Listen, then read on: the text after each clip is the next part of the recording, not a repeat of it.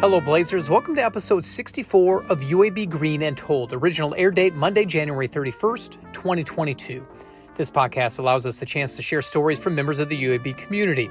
I invite you to listen to past episodes online at alumni.uab.edu/greenandtold, on Spotify, or the Apple Podcast app. While there, leave a written review to help more alumni find our podcast. I'm Greg Berry, a UAB alum and assistant director in the UAB Office of Alumni Affairs. You might be able to say that today's guest has spent her lifetime with her head in the clouds and her professional career above them in a way.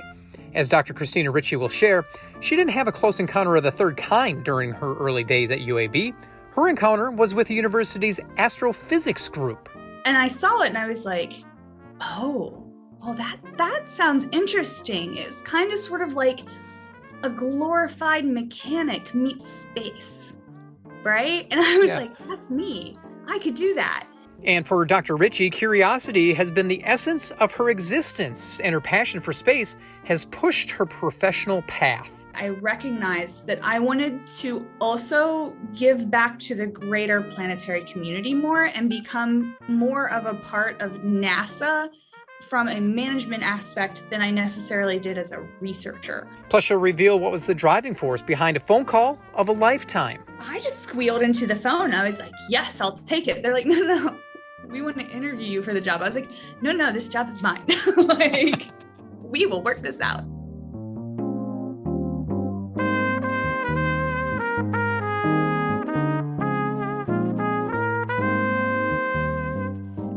Ron Guerin once said that Earth is a small town with many neighborhoods in a very big universe.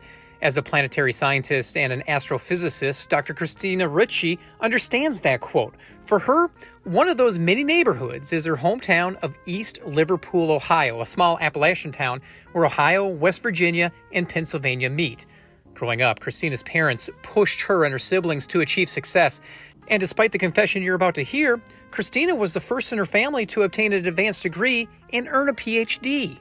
I had okay grades, to be totally blunt. I was not attentive enough in school to keep my grades at that perfect GPA, or I tested really well, but I just didn't have the focus and drive in high school that I should have. I was too busy with boys and distance running, right? Traditional high schooler. And so I had some school offers. And one of the things that really piqued my interest about Wheeling Jesuit was kind of the service part of the Jesuit aspect. I'm not a religious person, but I really liked the thought process of how does what you do better serve the community around you, which to me is a very Appalachian thing to think. And so that's why I kind of went there. And when I got there, I went into the physics major because I had an engineering scholarship like that. We went down and we took tests one weekend and they ended up giving me their engineering scholarship because I tested so well. So, and then I switched to physics at the very end, just because I realized by the time I had gotten to my senior year that physics was the thing for me. And I did an internship between my junior and senior year at UAB and met my PhD advisor at that point, saw the research that they were doing, realized this is really for me, right? So how does a girl who grew up in Ohio, went to school in West Virginia, find out about an internship in Alabama? I realized I didn't know what I wanted to do with my life after undergrad. I was like, do I really want to go work in a power plant for the rest of my life or a water treatment plant? No, these are not the things I wanted to do. I wanted to go to some place work in the space industry, do something different, right? And so I started researching on the National Science Foundation's site for research experience for undergrad programs. And I ran into UAB's program. And then I started looking at the different options for the program. And one of the things that got mentioned was this lab astrophysics group that Perry Jarakinis was running at the time. And I saw it and I was like, that sounds interesting. It's kind of sort of like a glorified mechanic meets space, right? And I was like, that's me. I could do that. And so I just randomly emailed the person whose name was at the bottom of the solicitation, which I did not realize at that time was like one of the highest professors in physics at UAB, Dr. Vora, right? I was just like, hey, I see you have this project listed on your RU website. I'm really interested in participating in that project. If I apply to this program, what is the likelihood that I will get that project? And he replied back and said, apply to the program and find out, right? And so I did, and I got into the program. And then I got there and I did this project with Perry's group for, it was like 6 to 10 weeks, something like that. And at the end, we did a poster session and I won the overall poster session. Cool. So that was the thing that made me suddenly realize, like, those 10 weeks in that lab made me realize grad school was the thing for me, that I actually really had that drive to go not only get my PhD and like become accomplished academically, but to like really center in on this one research program for a really long period of time. So, and is that when space and the great unknown kind of really solidified itself to you as, hey, this is what I kind of want to do for a career? Yeah. It was one of those weird things where it was always kind of there. I always took astronomy courses whenever they were presented to me, but Wheeling Jesuit did not have, we had like an Astro 101 course. That was it, right? It's not like this was an opportunity that there was necessarily at my undergrad. And my undergrad was a fantastic institution. I'm super proud I went there. But I think UAB was the first time that I was presented with research options that were valid for PhDs.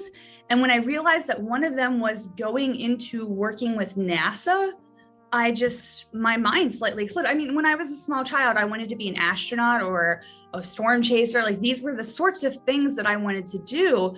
And suddenly being presented to me was an option that could get me in the space path, right? And so I just embraced it. So what is it about space that intrigued you as a child?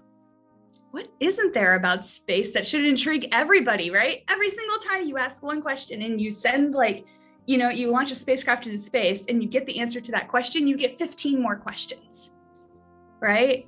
When I was young, I'm of the generation where the Hubble Space Telescope completely changed astronomy for my generation.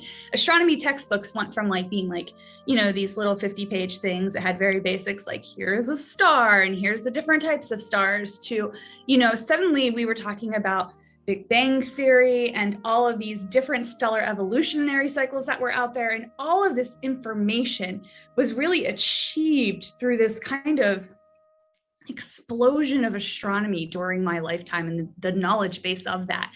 And I just really craved having that knowledge base come my way. Planetary Science is another one. Think of the different types of planetary bodies there are in this solar system alone, right? You've got Earth, we have life. It's a pretty cool place, right? Yeah.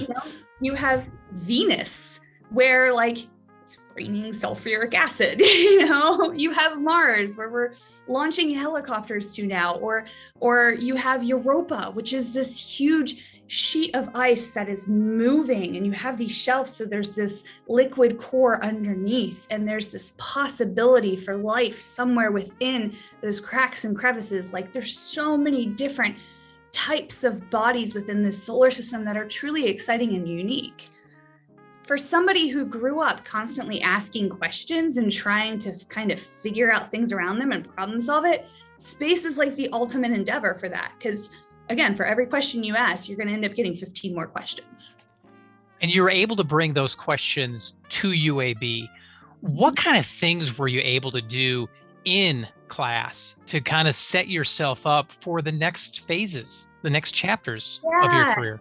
So it's actually interesting because I'm now in program management. I'm actually not a lab astrophysicist any longer. I'm instead the funding and resource mechanism for a bunch of scientists around me. And so one of the things that I actually took from UAB when I was in grad school, I went and did a whole bunch of MBA classes on the side, just to kind of start to introduce myself to recognizing that space science was more than just science. There was also this huge management aspect of it, which I fell in love with, because that's where you get to work with people. And that's where you get to network. And when you start, instead of me asking all the questions, I'm helping others ask those questions now. And I learned that at UAB, actually. I learned it at Jesuit too before, but I learned it at UAB. The physics department there, we were a great bunch, but the lab Astro group that I was in was a very small component of the Department of Physics. So we were actually kind of the black sheeps of the physics department, right? Okay. Most of the physics stuff that we do is either biomedical applications, nanosciences, or lasers, right? It's not astrophysics. But I had a family among that group of other graduate students. You know, each one of us were doing our own unique science, and yet at the same time, we were all pulling for each other to succeed. And I think that was the part about UAB that I really loved, that I built a community there that we could rely on each other to push forward in our different endeavors. In terms of classwork, being able to teach astronomy to communities was a lot of fun. So I loved doing the labs, like Astro 101 labs when I was TA for those.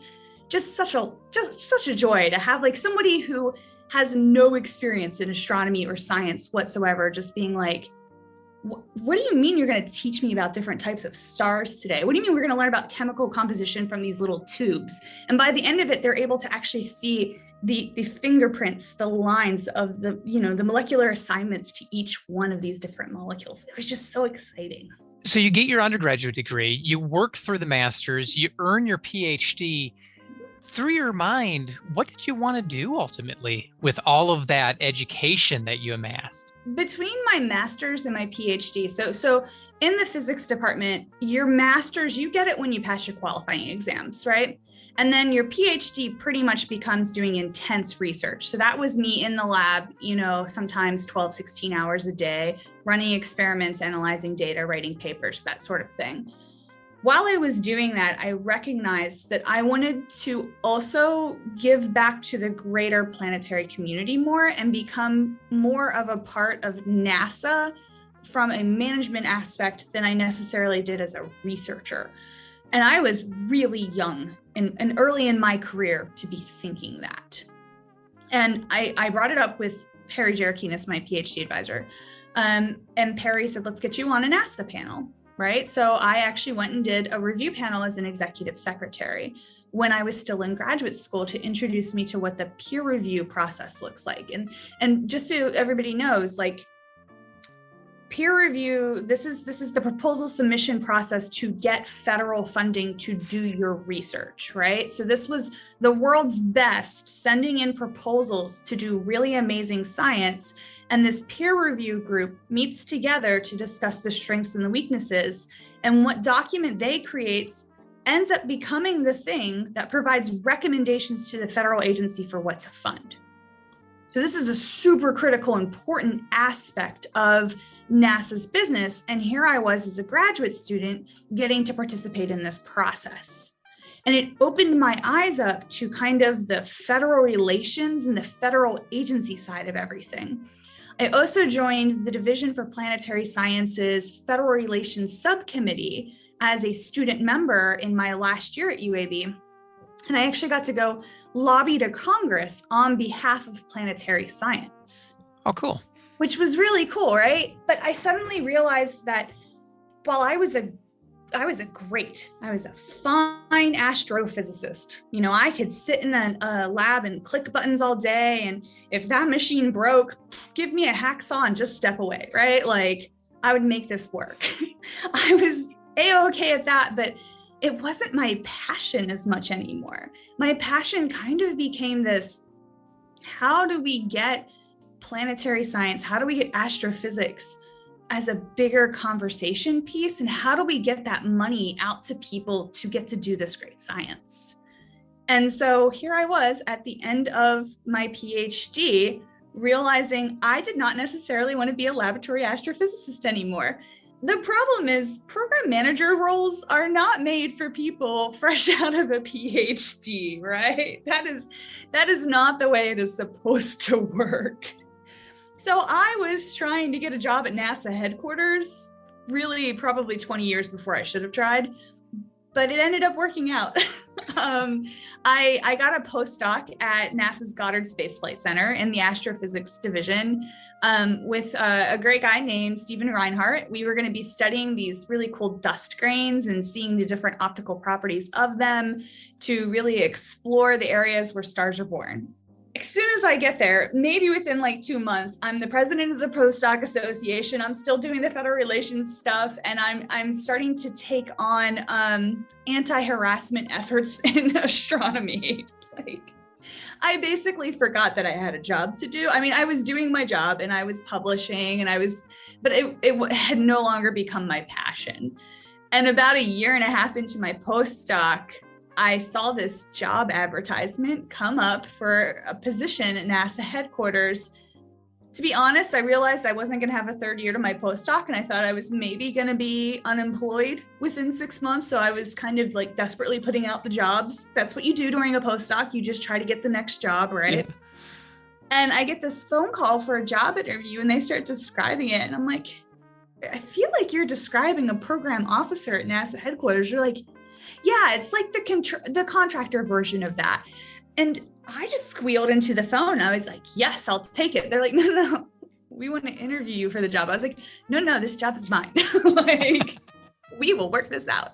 And I ended up getting the job, and I worked at NASA headquarters for 5 years, and it was phenomenal.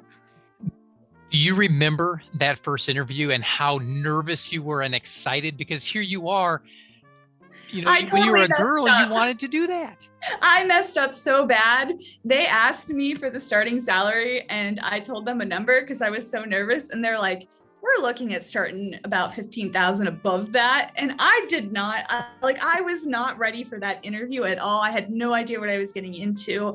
Luckily, I had a colleague at Goddard, Dr. Jane Rigby. So thank you to Jane for pulling me aside and like giving me the know your worth conversation and teaching me very quickly how to negotiate, because Jane helped me to land that job, right? But no, again, like I was this very early career, 1.5 years out from my PhD person.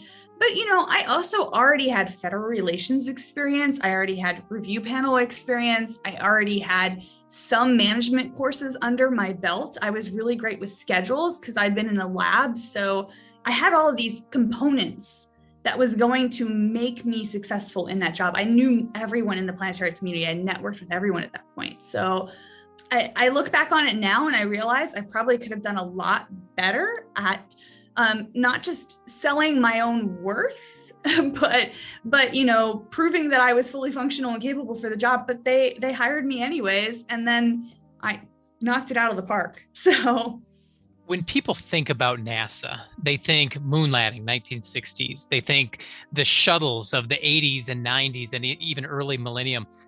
What do astrophysicists do with NASA? Explain exactly what you did, especially early career to where you are now. What I was basically doing was I was making analogs to things that were out in outer space so that we could compare the different chemical components to see how well they lined up. So we were trying to understand really the basic origins of things like the birthplaces of stars or ices within the outer solar system and like the radiation properties that occur there. Those were the sorts of things that I was doing. Now, what I'm doing is more providing the resources to get people, number one, to win federal dollars. So I now teach NASA's proposal writing workshops. Wow. When I went to headquarters, one of the big things that I wanted to focus on was the peer review process, understanding it fully, and learning what makes something exciting and energetic enough to get into that step where it's a selectable proposal, right? And through doing that from the program manager perspective at headquarters for 5 years, once I left headquarters, it was kind of natural to just teach it to other people and let them get an introduction to what that process looks like to make proposing easier for them. Because proposal writing is the most brutal part of our entire field. No one tells you that proposals are going to be like your make or break life or death part of your career early on in your PhD, because if they did, you would just go running for the hills. Like you'd be like, nope, that part, that sucks, right? So myself and my colleagues, we teach this proposal writing workshop to motivate people to understand that there really is a reason for this process. And you just need to learn the process and understand who your audiences are that you're writing to in order to be successful at it, and teach them how to be resilient when federal dollars are down and when they're just not getting funded, and how to keep their team going through all that. So that's kind of what I'm doing now. Plus I run internal research and technology development at JPL. So I actually run the internal programs here at JPL that produce great science that will feed into those proposals going to NASA later on for things like missions. One of the really cool things that came out of the portfolio that I now run, I was not the manager at that time, I was not a part of the team, but one of the really cool things that started in internal research and tech development is the Ingenuity helicopter that is currently flying around on the surface of Mars. It just did its 15th flight.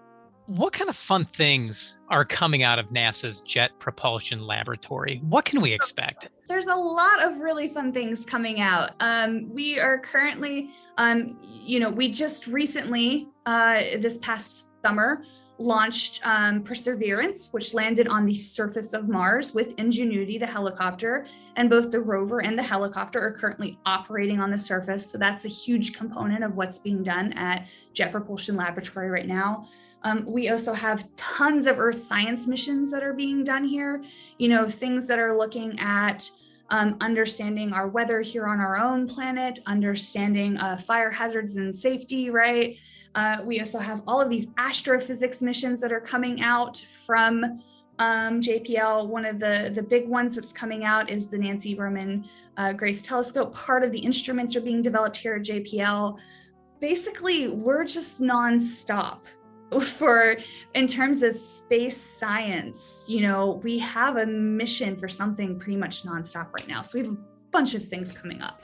As a 9, 10, 11-year-old kid, did you ever think, even though you wanted to work for NASA, that you'd actually be living a dream? No. 9, 10, 11, I definitely wouldn't have thought this. I was busy sprinting outside with my teddy bear and my blanket to watch a funnel cloud go overhead while my mom's screaming at me to get in the basement, right? Like 9, 10, 11, I was very much focused on just enjoying the life that I was having. And if you would have asked me that question, I think even 10 years ago, 15 years ago, we'll say, I would have laughed at you. Like, I'm sorry, I'm now the lead for internal research and tech development at JPL.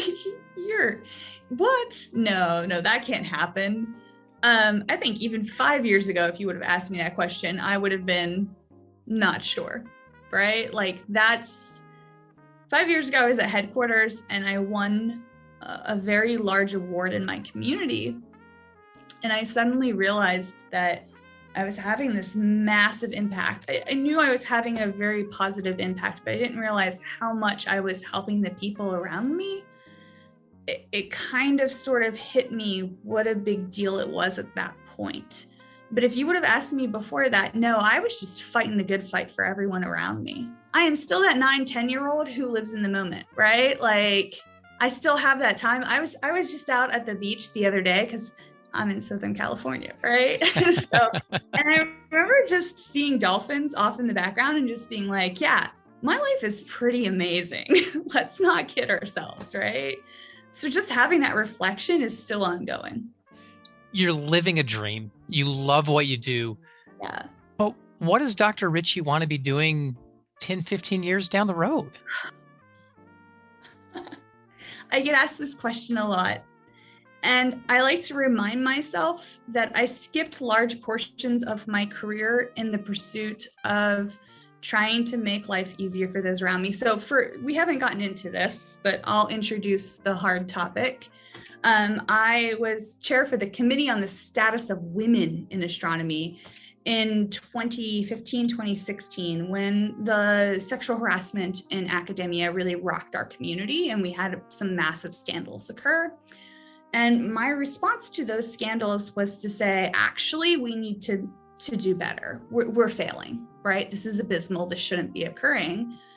And at that point, I was working at NASA headquarters, and it made people go, someone with power is listening, right?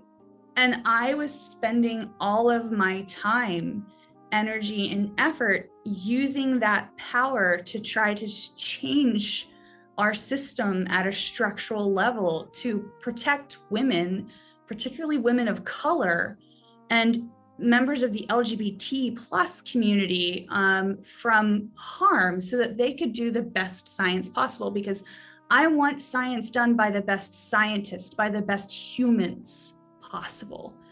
And that things like harassment and bullying get in the way of that being accomplished. And so I want those things gone.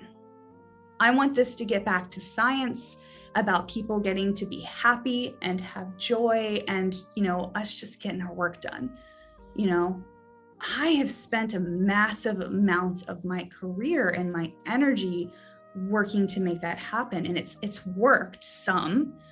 I remember during parts of the last 5 years, things like my research being brought up on the House floor for combating sexual harassment in academia, and becoming a huge leader in the anti-sexual harassment efforts, on top of teaching people how to write successful proposals and managing all of these programs. And it was a lot.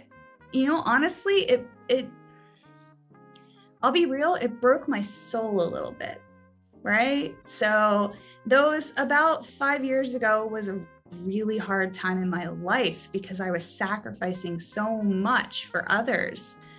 And at a certain point, I realized that I had to find a little bit of myself again in all of that, right? Like the 9-10-year-old was back there somewhere. And so I left headquarters, I came to JPL, and I when I first came to JPL, this job was not open. The other job that I had right before this was not open. They were just trying to piece something together to get me here. And then I started working back into the management positions. And as I was doing that, I reminded myself, find your own joy in the middle of all this. Remember to put your oxygen mask on before helping others. So I think my goal for me in 15 to 20 years is to not just be a leader of my field, but to be a role model as somebody who took those timeouts as needed and rebuilt themselves as a person for happiness, right? I want people to get that you're human first, you're a researcher second. Do you think progress has been made in that entire realm with the work that you've done over the last few years, last half decade? Yeah, I really do. It has been small, steady progress. We've had to fight like hell for it. We're changing the review structure now so that it's less biased filled.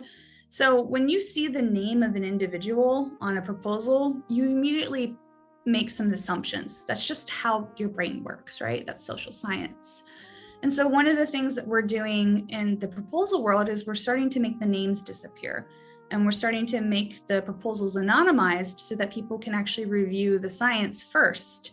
And some of the initial studies that have come out within astronomy from folks like the Hubble Space Telescope allocations committees is that they've seen that they've mitigated bias significantly through this process. And so NASA is implementing this process slowly but surely in the rest of their programs. I'm hoping it will be NASA-wide in the next 10 years or so. We'll see. They have to do their own investigations, of course.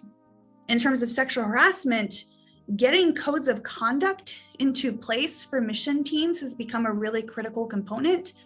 And I've seen that getting embraced more by missions. Folks like the Europa Clipper mission have been at the forefront for developing codes of conduct. And I'm very proud to say that I was a little part of that process, right? And then making sure that conferences are safe venues for students, postdocs, for everyone has been a critical part of all of this. And I can say that has made major strides. Our professional societies like the American Geophysical Union and the American Astronomical Society have done a really great job of trying to step up their parts and making sure that they are providing safe spaces for their scientists. Do I think there's a ton more work to do? Oh yeah, definitely. I mean, if you look at the racial and ethnic diversity among astronomy and planetary science, it is abysmal. And it is abysmal because we've done a really poor job of making really inclusive communities, right? We'll bring diversity in, but if you don't have an inclusive community for those diverse members to feel welcome in, they're going to leave. And so we need to improve in those areas, and that conversation is ongoing. I was just in a meeting where I was maybe yelling at some people that I shouldn't about doing more. But you know, I like the whole thought process of we can do better. Like, we can be a standard of excellence. We're supposedly the smartest people in the world. Let's act like it. What is your favorite planet? Oh, you know, I was gonna say Europa because I consult on the Europa Clipper mission. It's what brought me here partially. But I'm gonna say Earth. We only have one home, and if we don't take better care of it, it's gonna smack us. It's gonna be an Appalachian mama that smacks you upside the back of the head if you don't start taking better care of it. So I'm gonna say Earth because it is the most beautiful place in this entire universe that I have ever been to. Granted, I've never been off planet Earth, nor do I want to go. I am not somebody who wants to be an astronaut. But yeah, especially Southern California, it's pretty beautiful here. Star Wars, Star Trek, Guardians of the Galaxy, or Buck Rogers? Or something else? You know what? I just saw the Eternals. I am an MCU fan. I did not even see Star Wars until episode 7. I saw 1 through 6 right before episode 7. So I was definitely not the pop culture person I should have been. And I'm not a big Star Trek fan. So I know this stuns people. They're always like, wait, how did you get into the space sciences if you don't even... Nope, just I was too busy as a kid running outside and trying to jump off of roofs to be held still to watch TV, right? So no, Marvel Cinematic Universe is my jam. The Eternals was great.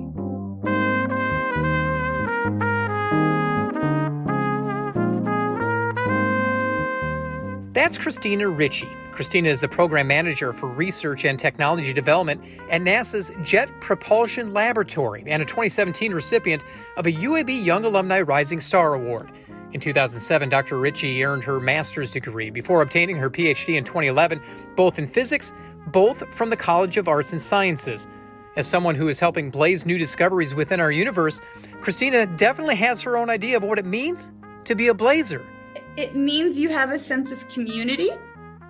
You have a family in Birmingham anytime you go back. Every time I go back, it's a great place, right?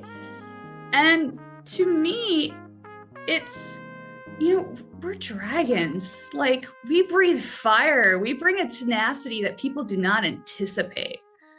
You know, we're not Puff the Magic Dragon, folks. We're the Blazers. Like, that is what it means to be a blazer to me. Be sure to listen into previous episodes of UAB Green and Told. You can find all of them at alumni.uab.edu/Green and Told. Have a story to share? Email me at greenandtold@uab.edu. Finally, be sure to follow us on Facebook, Instagram, and Twitter. Just search UAB Alumni. Thanks for listening, and until next time, go Blazers.